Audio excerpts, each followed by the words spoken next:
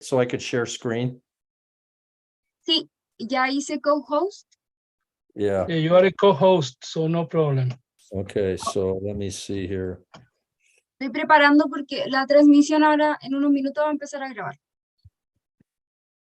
Yeah, it's not doing it. That's what I was afraid of. So let me send it over to this one here. I'm gonna log in over here. Give me 2 seconds.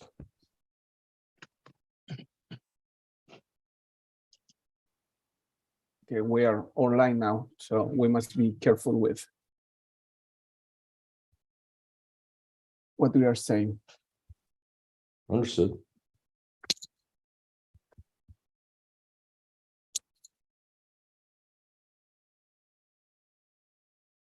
I just realized that my flight to Green Bay hasn't stopped on Miami next week. So I don't know how much risk of another bad weather is. There's a significant amount of damage down there. I don't know about in Miami, but on the West Coast, it's very significant. Okay. So they have no power for hundreds of thousands of people right now. So Buenas tardes. We'll take a look on this. Oh no. No rain. Bien, estamos yo creo listos, ¿no? Diego, ¿qué dices tú? Estamos. Sí, Como para dejar Alex la va a hacer Eso. los honores de Ajá. dar los saludos iniciales. Alex.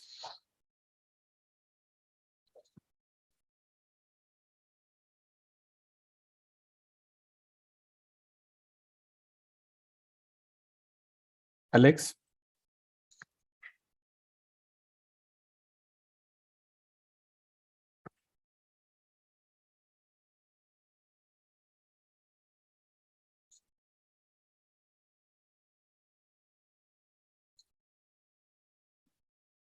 No hazlo tú, Diego, Sí, un minuto. Un minuto. porque Alex está ahí, pero no ha... Recording in progress. Sí. Voy. Tenemos 46 participantes hasta el momento, Diego, Súper. por Zoom. Ok. Hola, buenas tardes a todos. Es muy agradable tenerlos acá. Tenemos incluso profesores desde Estados Unidos. Hi, John. Hoy vamos a tener entonces una charla que se enmarca dentro del MAX y también dentro de las otras actividades de posgrado de la universidad. Tenemos entonces 2 charlas, una del profesor Alfredo Serpel y la otra del profesor Steve Dunn de la Universidad de Wisconsin. No hay mucho más que decir respecto al honor que tenemos de tenerlo acá, al profesor Dunn, quien es profesor distinguido y director del Centro de Sustentabilidad de la Empresa en la Universidad de Wisconsin Green Bay, y al profesor Alfredo Serpel, que es nuestro profesor titular también en temas relacionados con planificación. So it's time to start. We are very happy to have you here, and I hope the people will start writing question maybe in case we have time for discussion. We will have time at finishing the both talks, and I am very honored to have you both here, and I hope for all the people who joined, this will be a very fruitful discussion and talk. So let's start. okay. I will.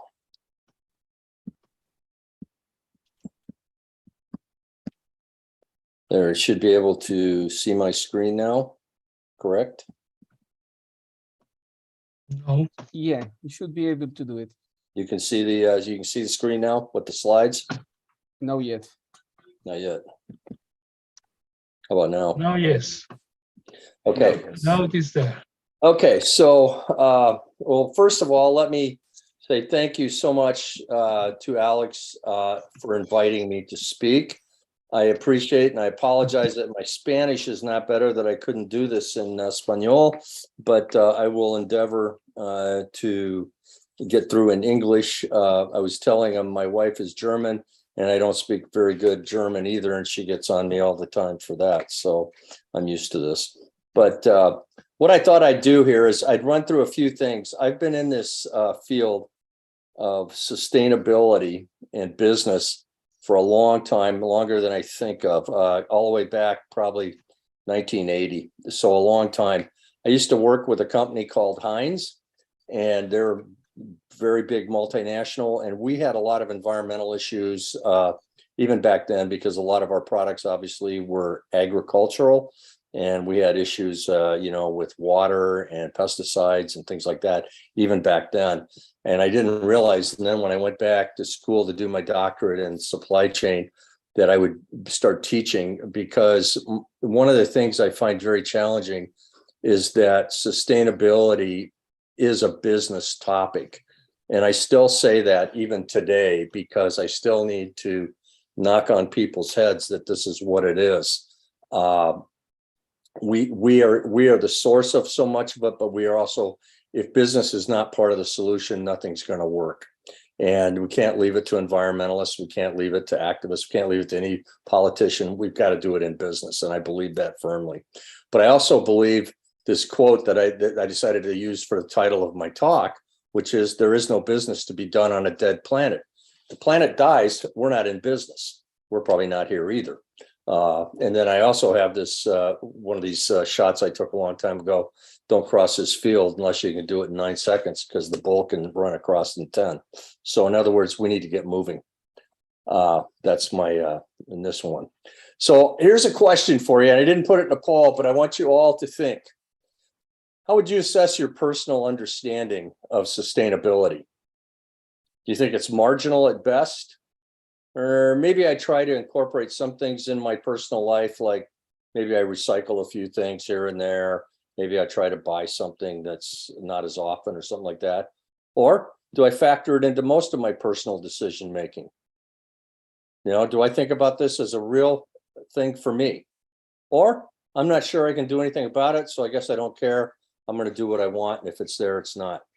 And I would suspect that a lot of people in the world obviously will fall into one of these categories. I myself, I like to think that I'm number C, that I factor it into most of my decision making, but I think the reality is I probably incorporate some of it in my life. I mean, I'm still, despite the fact that I teach this and I understand this and I work with businesses on all aspects of sustainability, hey, I still drive a nice car. I live in a house in the United States, which is probably huge compared to most countries and things like that. And I still, sadly, I fly a lot. I was in California last week. I was in Minnesota the week before. I mean, so I fly quite a bit. And as we know, that's one of the leading pollutants is flying. So even despite the fact that I do this, I stand guilty of not factoring it and doing as I say. So it's a challenging thing. So my point with this is, if it's hard for us individually to do this, how are we going to convince our companies to do it? Okay, so think about that today as I go through a few of these things.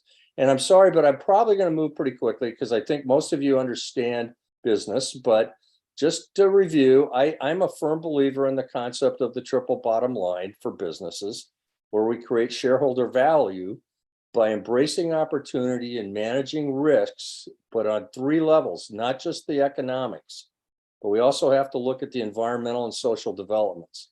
Now, in the last few years, these have started to finally see the light of day. I mean, and like we were talking before we started, the hurricane that has hit Florida this week is a good reminder to the US. I used to live in Fort Myers, which is right where the hurricane hit. I ran a food production plant there for Heinz back in the 80s.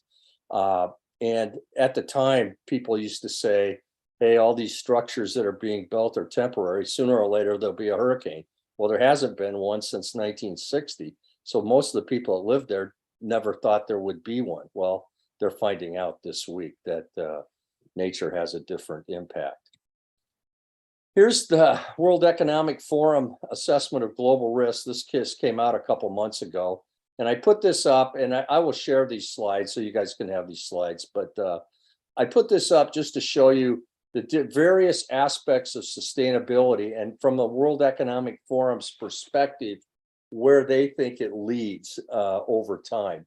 And as you can see, that failure to acknowledge climate change is the big hitter. It's into so many things, you know, and we all know that. Personally, my undergraduate training is in biology, and biodiversity has been a concern of mine forever because the fewer species that it's going to create more problems for us. Probably the most notable one there that everybody's gotten worried about was honeybees and you know, the ability to pollinate. But look at the fisheries in the world and any of these other things that are going on where population loss in a certain species has happened. But as you can see along the left, all these things, none of these are good things. And I just want to put this up. This is the world we live in. And this is from the World Economic Forum. And so next, so what's all that mean? So if climate's the big deal, what's the impact on business? Here's a quick review. You know, we can get at this from any number of angles. We typically tend to want to look at, you know, physical damage. Hey, what happened? Like if I had that plant in Fort Myers today, I know that plant has water damage at the least. I haven't talked to anybody because everything's out down there right now, but I suspect the plant is heavily damaged. Well, what does that mean? That means for the business, that was their sole manufacturing location. And how long is it going to be till they can get back and running? Well, that's huge. But there are other things, and you see all these listed here. And this other one that's been huge in the United States, just so you see, and I'm not sure about Chile, but in the United States, human capital risk. Thanks to COVID and coming back, you've seen lots of things in the news about employees, how they're disengaged, they're not as, they want to move. They called it the great quitting up here, or the great leaving, people changing jobs. I'm not so sure that wasn't coming anyways, but that's a big deal. As we all know, people are still very important in a business. And so if the people aren't well, and like the people in Southern Florida right now, I'll just keep using that example since it's right now in the news, it's going to be a long time before they get back to normal. There's still no power to most of that part of the state.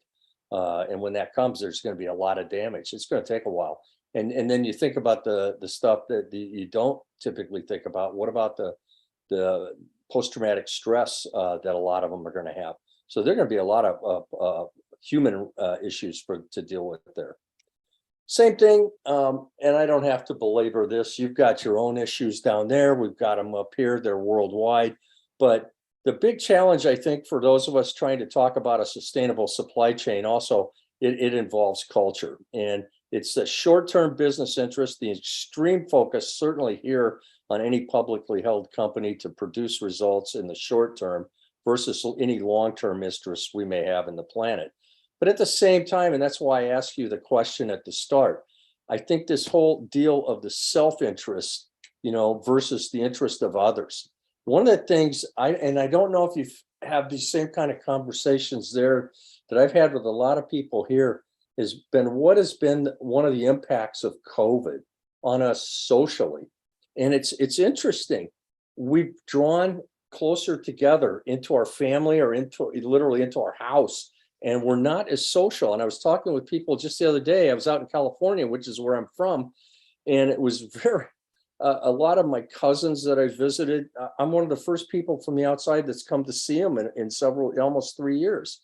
And it was interesting. And we were all talking about how we pulled back and friendships have kind of cooled a little. So it's very interesting. So self-interest, the interest of others. But again, same thing. I come back to, what about the national interest? Again, sustainability, like I tell people, it's great. I love when I read about countries and companies that are doing things in cities and everything like that. But the reality is, and it's a tough reality to swallow, if the big economies don't follow along, it's probably not going to matter. And I hate to be the one to, hopefully I'm not the first one to tell you that. It's a very cynical view, but I'm older now, so I think I have earned the right to be a little more cynical. And one of the things, that doesn't mean I'm not optimistic, and I'll come back to that later, but I'm cynical that I'm not sure that these, and my own country is as guilty as any on this. Everything in this country, and you guys have seen the news, everything in this country is so politicized now, it's very hard to get anything done. And climate change is right dead center in that argument. And it's going to be very interesting. We have another set of midterm elections coming up in about a month. And the results of that will impact our climate change approach. And that's sad, because it should be a global approach, because it doesn't matter where you live on the planet. You in Chile are as affected by this as we are here, okay? And vice versa. And so it behooves us to do things for the planet. We're not real good at that. Same thing with personal interest. That's why I talked about that before. It's always a tough thing, especially if you start thinking, hey, maybe I can't live quite as the same that I was wanting to. Well, how come my parents got to, or something like that? And that's another one that makes it really tough. And then, of course, nowadays, we have lots of special interest groups. Certainly here, we've got a lot of them. And the challenge is, because of social media, they've all got a voice now. So where do you think our carrying capacity is for the planet? You understand the concept of carrying capacity? That's what the planet can basically handle without starting to deplete its native resources. So was it 8 billion, which is about where we are now? 12 billion, where projections are that the planet is going to be by 2050? I can tell you, when I was born, the population of the planet had about 2 billion people, or 4 times when I was born in my lifetime. And I would say, personally, I think we went past it. I think it's at 5. So this is a tough question. So what are you going to do if we've got too many people? Who goes? You can't make that decision. So we're going to have to figure out a way to do it with ourselves over the carrying capacity and the capability of the planet to regenerate itself. So what does that mean? Well, if you got increasing population and consumption and decreasing resources, at some point they're going to cross. And you know, if I was to, I don't have the arrow here, but if I had an arrow between those lines, this is simple economics in here to the right. That's called a shortage. And when there's shortage, what happens? Well, prices go up, people can't get what they want, and they may take what they want. I gave a talk in Canada probably 10 years ago now, and I told the Canadians that I was at this huge business conference up there, and I told them, I said, you know, one of the things that Canada has is a lot of water. I mean, forget the minerals and everything like that. They have a lot of water. And they were, and I said, you know, the U.S. is running short on water now. And that was 10 years ago. The western part of the U.S. is in a continued drought, like I think a lot of your country has been too. And it's serious. And I told them, I said, well, at some point we're going to need water from Canada. And they said, well, we'll sell it to you at a price. And I said, well, as long as the price is okay. If not, I said, we'll come up and take it. And they said, what do you mean? I said, well, when it's a resource like water that you basically is a complete essential resource, if you need it, you're going to get it and you're going to fight for it. And they didn't like that. And I said, again, I'm being cynical, but I think that's what things could come to if they got desperate. And that's not a good thing. So let's talk about supply chain. Let's get positive for a minute. So y'all know this, okay? There's a typical, let's just simplify supply chain. We'll talk about it beginning to end. You got to get something, you got to do something with it. You make a product, you ship it out, consumers get it, they use it, they get rid of it. Okay? Pretty standard supply chain right here. Simplified. Well, maybe you haven't thought of it in terms of what I've got on here. At each step of the way, there's a lot of inputs besides just the product and the people and everything else. There's energy that goes in, there are raw materials, there's potentially water being used. All those things are going in, but at the same time, in each step, we're probably emitting some of these things on the right.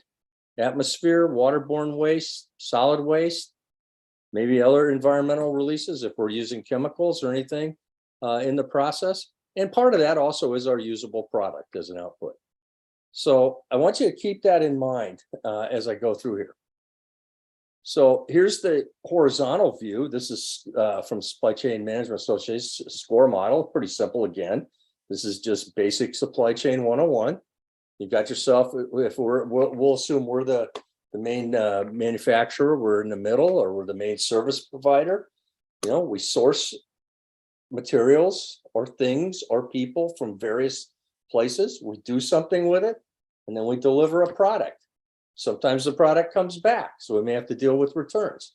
But at the same thing, the customer has to do that. The suppliers are doing the same thing, only we're the customer. And this can go on way wide, okay? And it is, in most companies, very complex. And at the same time, though, we've got a lot of things to manage. We've got a physical flow, which in supply chain, we're all very aware of right now. It's interesting, our field has become finally recognized as kind of important in business, though those of us in supply chain have known that forever. But the physical flow has been backed up. Like, for example, I was down there by the port of Los Angeles, Long Beach. The line of container ships waiting to get in was endless. I mean, it was stretched all the way down to San Diego. It was incredible. Information flow, we're seeing huge changes in that. Okay, and then cash flow. Cash has got to move, and that has all kinds of things that are going on. You know, in terms of the value of exchanges and things like that. But anyway, so this is basic supply chain. So let's just continue to go on. At the same time now, we're being required to report. We always have reported financials, but now we're being asked to do things such as environmental, social, government, or corporate social responsibility. People want to know about our businesses. They want to know how we're impacting things, okay? And these are all non-financials. Sometimes this is more of a voluntary report. Nobody's making us report most of these, but it tends to be for stakeholders as opposed to shareholders, okay? And at the same time, what firms are trying to do now is to integrate these and put out one. Well, this is all great, except most companies don't have a real grip on the right-hand side here, on the sustainability, ESG, and corporate social responsibility. Okay, so they're being required and being asked to do this, while at the same time, they don't have a real good grip. Okay, so where do you look for inspiration? Well, one thing you could do is you could look at influence mappings, and I just made one up here. You know, for what, you know, where's the influence coming from and what's more important, you know, and where do you look?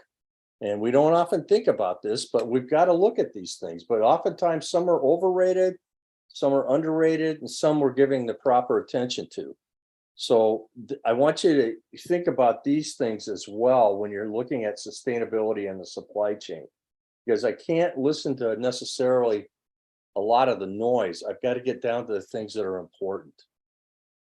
And can I do it? Well, here was a report, and I apologize. This was by Bain in 2018. I blew it up, so it got a little fuzzy.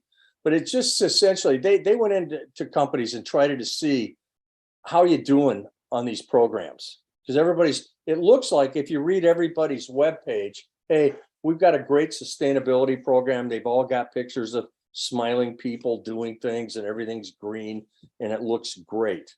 The reality is very few people have achieved success in their mind, but most of them have been diluted or failed.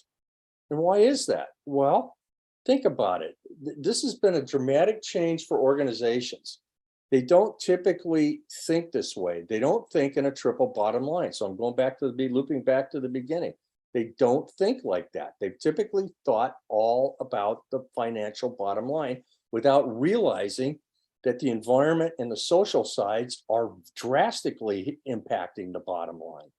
And that's been a wake-up call, but they don't have the tools, nor do they have the people that think like that in place. Here's BASF, large chemical company. So they ran an internal look, and they wanted to figure out, hey, how do we rate things that might impact us sustainability-wise? And then they went and asked a lot of their external stakeholders what they thought. And this is one of these typical graphs. And again, I just say, there's a lot on here, but where's the interesting quadrant? Well, of course, it's the upper right-hand portion of the graph, because that's where, hey, we think this is really important. So do our stakeholders. Well, what's up there? Energy consumption, energy efficient, pollution, water pollution, resource scarcity. Okay. All those things are up in that corner. And again, I put it that these are things that most firms should be looking at. Some are, but not enough are. And if you look at the lower left-hand corner, it's still in the high category, but what's down there? Gender diversity, equal opportunity, political shifts, poverty. These are not as important. Although those are important things. If you're not doing the things in the upper right-hand quadrant, you're not going to have time to be doing the ones in the lower left. And doing those aren't necessarily going to gain you traction in the upper right. And yet most of the publicity and everything you see is centered on those lower left ones. And so this is why companies struggle, I think, is because they don't dilute out the noise to get at the things that really impact their business from a sustainability point of view. So what I tell people is, and it wouldn't be American if I didn't bring the military in. Okay, I can joke. If the enemy's in range, so are you. So while you're not paying attention to these things, somebody else is basically what I'm trying to say. Okay. So who's an example of somebody that's trying? And I use Walmart. It's a company based in the US that you love or hate them, or both. I have a mixed relationship with them.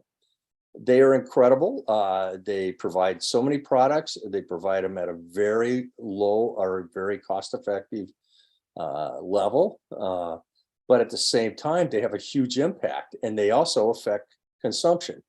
But Walmart, for many years now, since 2005, basically, has been on a steady sustainability march, and it's very important in their planning.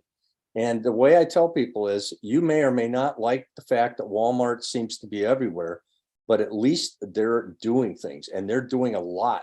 Their fleet, they have they literally have the largest fleet in the US, if you don't include JB Hunt.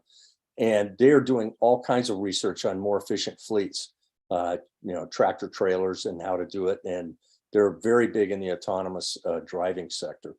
And same thing, they're also looking at their buildings, and because they've got a lot of floor space across the US, and they've done lots of things. And here's some of their goals that they have, and you can see them here. They've been stepping up big.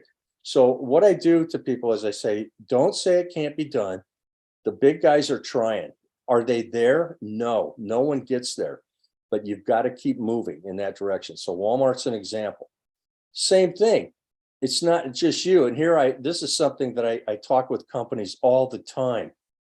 The problem is not just you, it's your whole supply chain and your suppliers. And for most firms, it's very, very challenging to understand what their suppliers are doing. Worked with any number of them. And you call the tier one suppliers the first ones that you're buying from. Well, they're buying from people in tier two. They're buying from other people in tier three. You lose complete focus after tier one most of the time. And so these are questions I always ask. Are they reporting their impact? Are you talking about it? Are you setting goals? Do you have penalties? Do you actually enforce them? Do you collaborate? Do you invest in them? If you want things done to happen in your company, and I think, again, it's interesting because the carbon discussion is coming back in full vogue. It was very much in discussion back in the 2005, 2008 timeframe, got taken out by the recession of 2008. It's back in discussion. And when you start looking at carbon impact for firms, you have to go up your supply chain. Otherwise, it doesn't matter. So that will force the discussion here. So we have to discuss with our partners. So again, I keep saying, let's see some example. Well, here's DHL, Global Logistics Company. This is how they took a look at things. They said, hey, what are things that are going to involve us? And they did it. If you read this thing, it's kind of like the sun. As you get closer to the core down there, the red, that's closer in. That's more now. And the stuff on the right side in blue is technology. The left side is social and business trends. And so if you're down in, down low, down in here, that's when they think in that first white circle in the next 5 years, these are going to become very, very relevant. And we're seeing a lot of this now. You're seeing lots of emphasis in supply chain on big data analytics. You're seeing next generation robotics. I mean, they've been there forever. This whole idea of blockchain, I think, still is out there, and it's got a lot of potential. I do a lot of work now with hospitals and fire departments here, and I think that's a ripe environment to collect data and blockchain, and we're gonna probably be doing a lot of work there in the next years. But I mean, all this idea of future work, but you see sustainable logistics all in the next 5 years. So all these things are going on, and again, you can't do them all at once, but you need to be aware in your industry or in your company, hey, this stuff is on the grid now, and we need to be paying attention to it, because it's going to become very important. And what's exciting for all you students, what makes this really cool, when there's lots of new stuff coming, the old people don't get it and they don't want to change. This is your opportunity. So I would say wrap your arms around these things, because you're going to become the expert very quickly in your organization. So, okay, let's talk. And I know Professor Sheeple is going to talk some about this, but facilities, what can you do? Well, lots of discussion from sustainability size on buildings, and how many do you have? Where are they? How big are they? You know, what do you utilize them for? What do the walls have to be made of? What are the roofs like? Do you own them anymore? Do you rent them? What kind of energy sources are you using? There have been a number of companies up here in the valley here that have not done well, because they built huge corporate offices, and then COVID hit, and now they don't have the workforce back, and they've got these huge half-empty buildings that they have to power. So it goes even at the office level. So facilities are something you really, really need to talk about. Here, how about materials? Nike's a company that has tried to do a lot of things over the years with the materials and how they make shoes and things like that. But what do you have to look at? Well, I think the important thing that Nike brought in, and a number of other companies did, was something called design for the environment. You got to start thinking way down the pike when you're designing a product. As you're all aware, the one time you can make a huge, significant difference without much cost is in the design phase. Once you've got it out there and you've piloted it, or once you've got something in scaled up and in production, it's much more expensive to change. So you've got to start looking at things like, and that's what they do here. And that's what they're talking about here with like Flynet construction and things. Try different materials, try to use recycled materials, try to use materials that you can actually get rid of. Okay. I think that's real important. And, it's so important. And same thing. What about waste reduction? How can you eliminate packaging? My wife just got a package of things today. Let's see, I'm going to space her name. Rihanna has a cosmetics company, and they're very good at not sending a lot of packaging. And that's cool. And they're also looking at a lot of natural things in the cosmetics. Not my field, obviously, but my wife is very into this, and she studies it. Actually, she's also a professor. So I wasn't making fun of her just as a beauty products user. But let's talk about what about transport? I tried to get a nice picture of Valparaiso in there. It kind of, when I blew it up, it didn't look as good. But what about transport? Now, I mentioned the ports up here and how backed up they are. But again, transportation becomes a huge impact on sustainability. Where are you having things done? How much are you having shipped? Where's it being shipped to? How is it being shipped? What mode is being used? How efficient is that mode? What kind of pollution is that mode? And this is going to be an ongoing discussion. But what's exciting is that transport has really, since I've been in the field, has evolved so significantly. It's an exciting area. It's going to be interesting to see where it goes. I do think this business of shipping things long distances across the oceans is going to come under a lot of scrutiny. And certainly for the United States, it's going to drive a lot more reshoring, I think, of business, because it's been very frustrating for companies here. Auto industry is a good example here that's been really stymied by lack of chips, for example. So I think you're going to see semiconductor chip manufacturers coming back to the US. Same thing. What about operations? So again, I'm trying to bring stuff close to home to you. It's interesting because the wine country is near and dear to my heart in California as well. But anyways, same thing in operations. All our decisions here make a huge impact on the environment and on people. The decisions we make on scheduling, how we do things, where we locate the facilities. And in the wine industry is an interesting one in California and on the West Coast of the US right now, very dramatically being impacted by climate change. Grapes are obviously very sensitive, certain varietals to a set climate. And as that climate starts changing, it's going to be interesting to see that they've already seen a shift in where the grapes more to the north now, they start moving the different varieties more north. So it's going to impact everything. So operations definitely impacted by sustainability and impact. So in the end, I love this graph. It's got way too much on it, but I share it with you. I think it explains everything that we do in supply chain and why we have to do it. So you can take your time and look at that when you have it, but essentially it just shows that risk, vulnerability, failure, disruption, complexity, all these things, this is what we do in supply chain, and how well we do this really impacts the planet we live on. It affects the environment and it affects people. So in summary, what do I say? Well, and I took this picture of my family when they were whitewatering up in Canada. I was in the small kayak more, but basically, I think it can be done if you utilize and enhance the existing efforts that companies do. Lean has been a big thing that's been in vogue for the last 20 years. In and of itself, it's a good concept. When applied to the extreme, it's a bad concept, and it's what's caused a lot of the issues that we have in the supply chain today. But at its core, it was all about reduction in waste. And again, for me, if you're going to have a sustainable supply chain, we have a lot of waste to still reduce and make sure that we don't produce in the first place. Same thing, we have to educate the whole enterprise, and we're going to have to engage them. We have to engage in discussions with every department, and then get proactive buy-in by senior leaders. And this is basic one-on-one change management. You need to find a champion that's influential at the higher areas of the company to back the efforts, and then certainly align management and reward systems. So with that, that's my complete core dump to you on sustainability and supply chain. This is a picture of me standing not far from my house, but at a different time of year. So I'm actually in the middle of a 50-mile long lake right here. So there you have it. Thank you very much for allowing me to talk. Thanks so much, Steve. We will now open the discussion panel with Professor Serpel.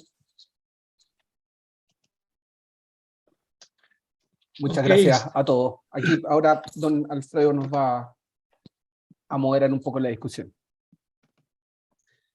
Sí, ¿cómo están todos? Buenas tardes. Bueno, muy interesante la presentación que hizo Steve. I will speak in Spanish, Steve, for a while, and then come back to you. Creo que Steve nos ha mostrado, digamos, un conjunto de factores y perspectivas respecto a la cadena de aprovisionamiento. ¿Ya? Obviamente las cadenas de aprovisionamiento no son iguales en todos los tipos de industrias, digamos. Yo trabajo en una industria como es la construcción, donde hay obviamente bastante más pérdidas en muchos de los elementos que se usan durante la construcción. Así que, pero me parece muy interesante el hecho de poder ver ya cuáles son un poco los avances que se pueden encontrar en otros países. Pese a que cuando uno escucha a Steve, no se ve que los avances sean tan potentes, por lo menos a nivel del business o a nivel del negocio, digamos, sino que todavía queda mucho para avanzar en ese sentido. So, Steve, I was talking about your presentation, and I said that I expected that the business are much more committed, to this sustainability in the supply chain. But that is not what you said, really. You said that many of them are still not thinking about it. And they are, like not engage, in this movement as much as I would like, or everybody would like to. What do you think about that? What can we do, to change that, especially in a country like this, Well, it's an excellent question. And like I said, I think some of my opinion is because I've been in this field so long. And I wrote a paper, for example, that was published in 1995, talking about sustainability in the supply chain. And I thought back then that it made total sense and that firms would adopt this and that firms would have a career path forward in sustainability management within the firm that would interact with the different divisions, because it's a real challenge. I mean, let's face it, sustainability cuts across all areas of the company. And that's what makes it so challenging, because and this is what the challenge and why, when I say, I don't disagree with you. I think companies are trying, but they don't have, what's the word I'm looking for? They don't have, I don't want to say they don't have the capability, but they're not fully committed. Okay. I would put it to you like, it's kind of like when you go down to the ocean in the spring, because I know you've got the same ocean down there that we have in California. So last week I went down to the ocean because I was happy to be home in San Diego. And I went down and it's August here, which is the highlight of summer. And so I knew that I could walk right out into the ocean and it wouldn't be that cold. And it wasn't. It was great. But if it was May or March or somewhere in there, I would go in and stick my feet in to see how cold it is. And it would probably be too cold to step out. And I think that's what a lot of companies have done. They stick their feet in, but they don't commit to going in fully. And because they don't know how. And they're learning, they're trying, but they've also had so many. I mean, let's look at the last few years, all the challenges they've had just from COVID. I mean, they've had to, they get distracted. And then you saw the charts. That's why I put them up there. I like that DHL report because there's so much really new technology hitting you all the time now. And how do you pick it? And how do you get expert in this?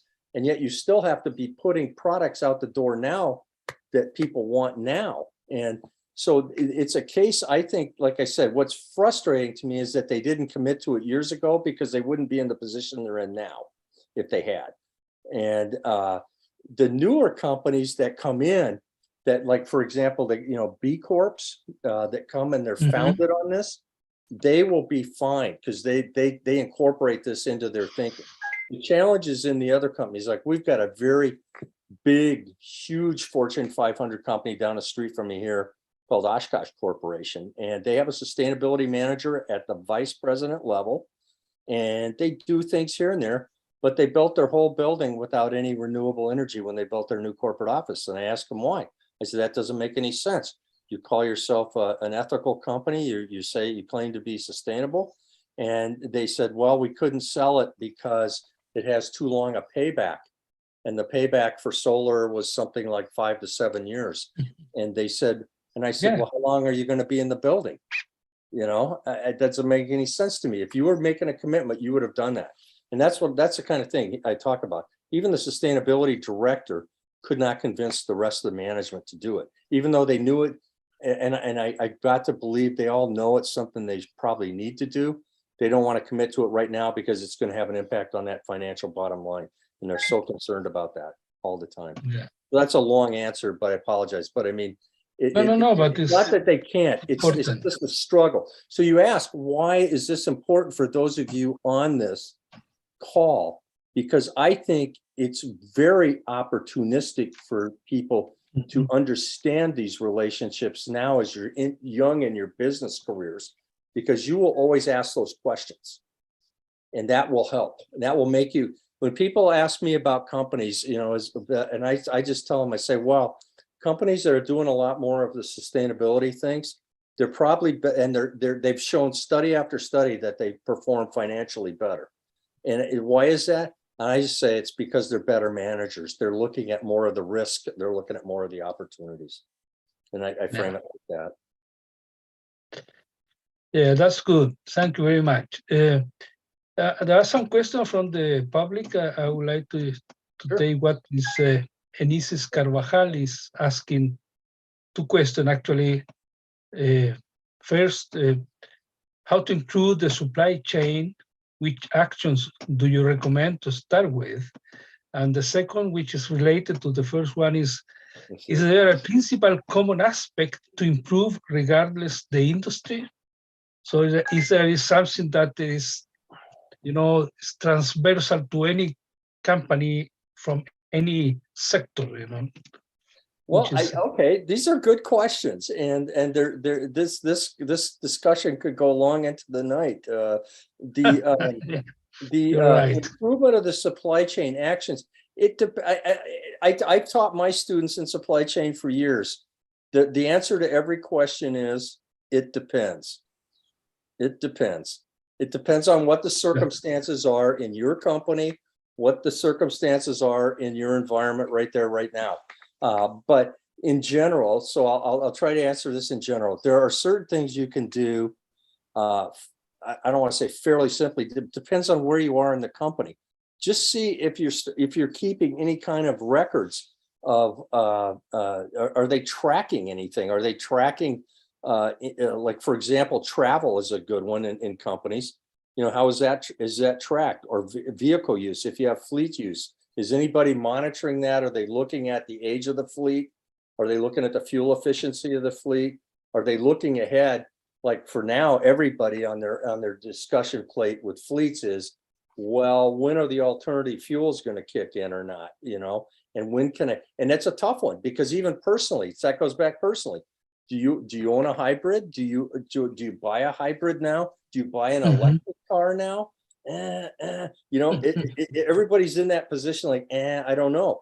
And when will that become? But for a company, certainly looking at that. But the other thing would be simple things. Most companies have, here's how this gets started. I've seen in a lot of companies. There are more people inside the company that are concerned about the environment or are concerned about specific social issues than you think there are. You can form, they call them green committees, things like that, a green committee, a green organization within the company. And they start small. They say, okay, we're going to start and we're going to try to get people to recycle, and they'll come and they'll do a recycling day or something. Or up here, they've had days where they have people bring hazardous materials from their homes, like batteries and things like that, so they can recycle them locally. And the green club within the company, or depending on the weather or where you are, they will agree to all start riding their bikes or taking public transit to work here. It's a lot different here. Public transit is not something you normally use in most places, but they will try to do things like that. And so that committee oftentimes provides a spark inside the company to do more. I've seen that happen many, many times. And then somebody up top will notice that because they'll want to showcase what their employees are doing. And so then that starts the discussion. That's one of the best ones. You also ask, is there a principal common aspect to improve regardless? Yeah, I mean, everybody can start looking at any number of things. Like I said, just the waste coming out of an operation is a starter. Even if you're working in an office, how much paper waste is there in an office? How many coffee cups? How many bags of whatever? I mean, even looking at waste, that's an easy one. It doesn't matter where you are. If you're in a company, again, I've done studies, had my students do studies on where people live, and if they're working, if it's a shift-oriented manufacturing thing where everybody works on a certain time frame here and there, where do they all live? And here, typically, they're all driving their own cars to work. Well, that's silly. If they're all working the same time and they live close to each other, why don't they at least carpool? 2 to a car, 3. Why don't they do that? And we, in one case, we talked to the bus company and we showed them how many people were living in an area. They changed one of the bus routes to go through there. And then we encouraged, they had the company and give them some encouragement to ride the bus. So yeah, I mean, there's lots of ways to do it. I mean, and you can do it starting small. But like I said, the green committees is a big one. Yeah, but the problem is, in some way, you said something very interesting at the beginning of your presentation. You said that sustainability is a business topic. Huh? Yeah. And yeah, and then I will go to the question by Daniela Rojas. She said, regarding that, in your experience, how can we create more sustainability awareness in a company? How we can make this company to take that as a business topic, which I think, many people talk about that, but in their hearts, there is nothing, Mm-hmm.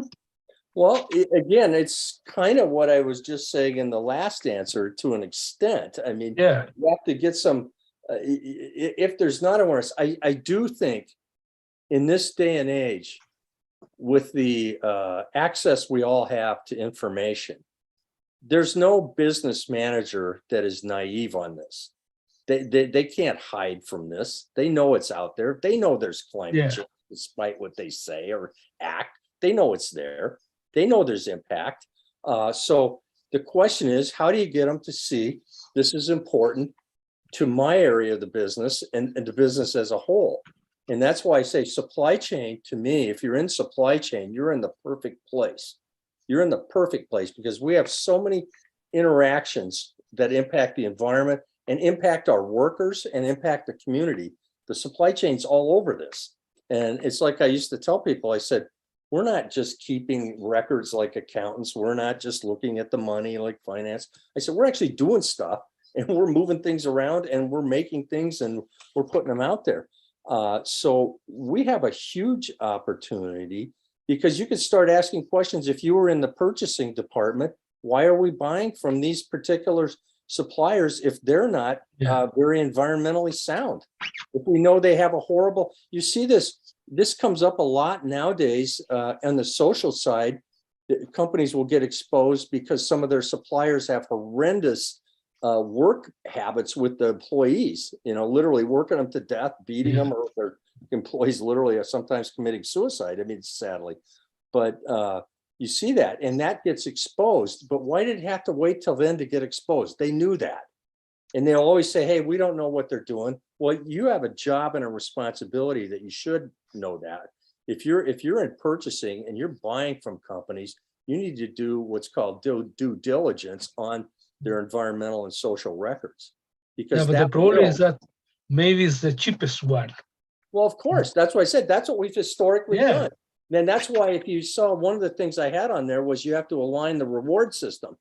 Because historically, certainly in purchasing or buying or whatever you want to call it, procurement, we've always rewarded the difference in budgeted versus actual pay. And that's how the managers get rewarded. So of course they're going to act that way. And that's why I say the alignment of awards is absolutely critical. But that again comes with time because you have to see that, hey, why are they acting that way? Well, they're acting that way because you're inducing them to act that way. I mean, I work, like I said, I work with, I was out working with the fire department in San Diego last week, and there's a much better way now to do some of the resuscitation things on a call. Well, they haven't changed yet because it costs money. And I'm like, well, yeah, but people are dying because you're saying it costs money. That's a very real business there, where the dollar thing is impacting human lives. So yeah, it's I don't know if I answered that question. I hope I did. I think so, but it's a very complex topic, to take everything into account. I think it's difficult, I think we have time for the last question. Yes. You got a question? I do have one question about this, the last part. And Steve, in your experience, the companies tend to react to this supply and climate change things when there is a stick or a carrot. Taxing, for instance, it's always it seems to be a very universal tool, to force things to happen within the companies. But in some way, maybe the companies are waiting for the stick or waiting for the carrot. They're also, I could tell you, I also made a cynical comment in there, given the political environment, because that affects the regulatory environment. And that's the challenge that certainly we've had, and you're seeing it in, look no further than Western Europe right now with the Nord-Prom gas line. All of a sudden, what happened to all the green goals? Well, that's not important right now to them because people are going to be cold if they don't have fuel for the winter. And so all of a sudden their environmental goals just got, and that was the tough reality. And companies are, again, like I said, and I lump them together. They're not all the same. There are some very good companies that are really trying, and they will act way out in front because it's a business. If you think about it as a strategy, one of the best ones is to get there first on things. And if you can get there first on some of these environmental issues and show that, hey, this carbon level can be reached or whatever, and you can then convince the regulators, yeah, it can be done. That's going to hamper your competitors. And so it's really important to think about it that way. I always tell people, don't look at it the opposite way. Don't wait till the last minute. Why not get there first and help them set the regulation by showing them that, hey, we want the regulation high? Because what do businesses want more than anything? I always tell people, I said, everything's gray in business, but what they really want in numbers is black and white. Just tell me what the number is. And that's why they ask on regulations all the time. That's why they want a number. They will work to that number. And I'm going, that's like for a student, well, what do I have to do to pass? Well, why are you looking at what the bottom line is? Why don't you look at how well you could do? And it's the same thing with companies, and you have them, they're playing games on both sides. So again, carrot stick. I think that if an educated company will see that the carrot is really big, the rest of them, yeah, you got to take a bat. You're going to need to take a bat to them, because I don't think they're not going to play. I mean, we have that argument in the United States endlessly on fossil fuels, endlessly, and they're very. You've seen what was the Exxon Valdez? I mean, the Exxon, they knew about climate change 40 years ago, and nothing. And they could have been such a leader. That's what I always say. If you guys had just acted the opposite direction and gone renewable, man, they could have been so well positioned. Okay, thank you. We have a last question from the public. I think we don't have more time than this one. And it says as follows. This says, I was wondering, this is Viviana Horta, what is the best way to include climate change in a sustainability risk and opportunity management framework? Related with supply chain, of course. The best way to include climate change.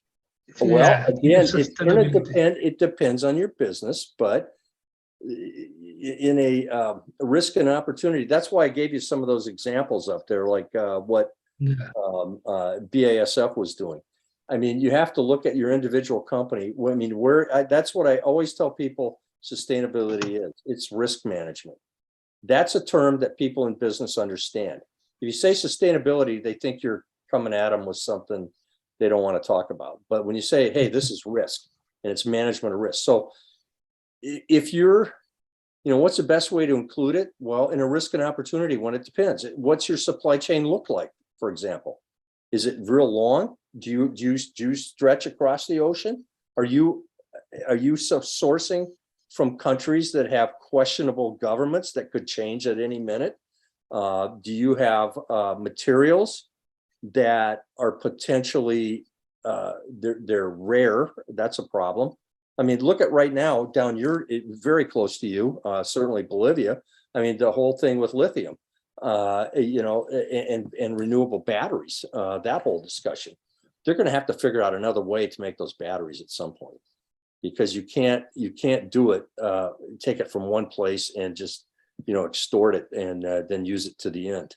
So companies need to look at every product, where it comes from, where they buy it, who's doing it. I mean, that's the way to incorporate climate change. What's going to back you? I mentioned agriculture. Your country's big on agriculture. Climate change, believe me, if you're a farmer, you may not say climate change, but you know something's different. And it's different than it used to be because farmers rely on the weather being the same every year. That's what they rely on. They plant at a certain time. They harvest at a certain time. They do things in the fields at a certain time. And if that starts getting variable, like here, what's happened, it's a real challenge. We've got a lot more storms now that are much harsher than they used to be. The rainfall is just incredible. And that's not good in farming, especially if that happens in the spring and summer when the crops are new in the ground. It's really bad. And that's not something they had to deal with before. So their climate change in their framework becomes very different because now the ag industry is having to figure out, okay, how can we change our planting? Or are we going to have to protect the seeds for a longer time before we put them in the ground because it's so uncertain between this time frame? So it depends on the industry, but yeah, you can incorporate it anywhere in there. I mean, it's a good question, Vivian. I mean, like I said, I hate to say this over and over. It depends on your specifics, but it's easily incorporated as a risk and opportunity thing in each one, because you could be looking at every product you source, literally, and you look at where your manufacturing is.